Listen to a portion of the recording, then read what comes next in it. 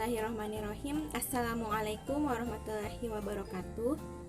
Perkenalkan, nama saya Dewi Aprilia Wardani Syam dengan NIM 20700119018 dari kelas A jurusan Pendidikan Matematika Fakultas Tarbiyah dan Keguruan Universitas Islam Negeri Al-Atin Makassar. Nah, video pembelajaran ini dibuat untuk memenuhi tugas akhir pada mata kuliah pengembangan kurikulum dan pembelajaran. Happy watching! Insya Allah materi yang akan saya bahas pada video kali ini yaitu teori belajar sibernetik. Nah, pengertian teori belajar. Teori belajar merupakan cara yang dilakukan peserta didik dan guru dalam memperoleh maupun menyampaikan ilmu pengetahuan melalui proses belajar ataupun mengajar. Pengertian teori belajar sibernetik. Teori belajar sibernetik merupakan teori belajar yang relatif baru dibandingkan dengan teori-teori belajar yang lainnya. Teori ini berkembang sejalan dengan perkembangan teknologi dan ilmu informasi. Menurut teori sibernetik, belajar adalah pengolahan informasi. Asumsi lain dari teori sibernetik adalah bahwa tidak ada satu proses belajar pun yang ideal untuk segala situasi dan yang cocok untuk semua siswa, sebab cara belajar sangat ditentukan oleh sistem informasi. Hakikat manajemen pembelajaran berdasarkan teori belajar sibernetik adalah usaha guru untuk membantu siswa mencapai tujuan belajarnya secara efektif dengan cara memfungsikan unsur-unsur kognisi siswa, terutama unsur pikiran untuk memahami stimulus dari luar melalui proses pengolahan informasi.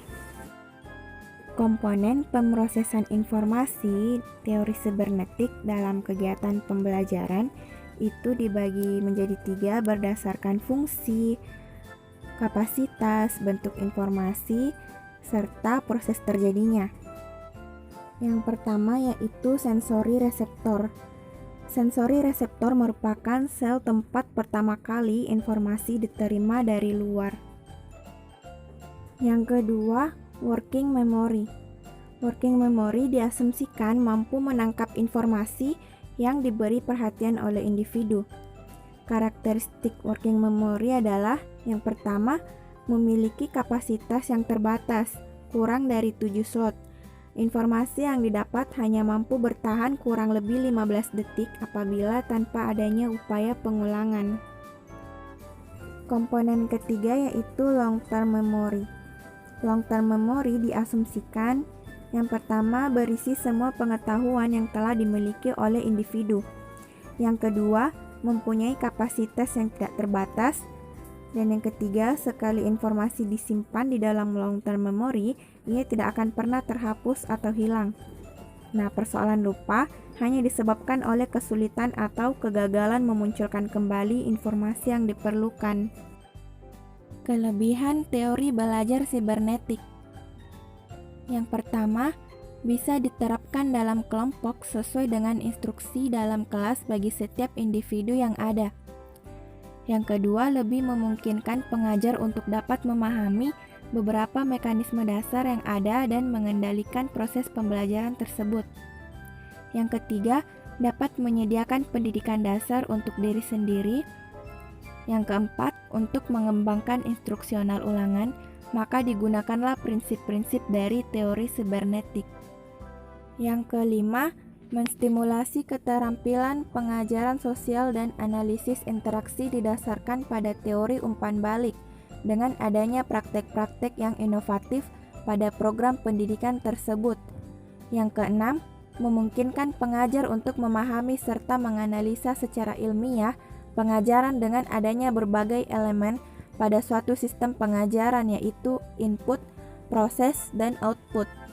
Yang ketujuh, kegiatan pengajakan akan membuat tujuan pembelajaran menjadi lebih terorganisasi dan terstruktur dengan baik. Dan yang terakhir yaitu kekurangan teori belajar sibernetik.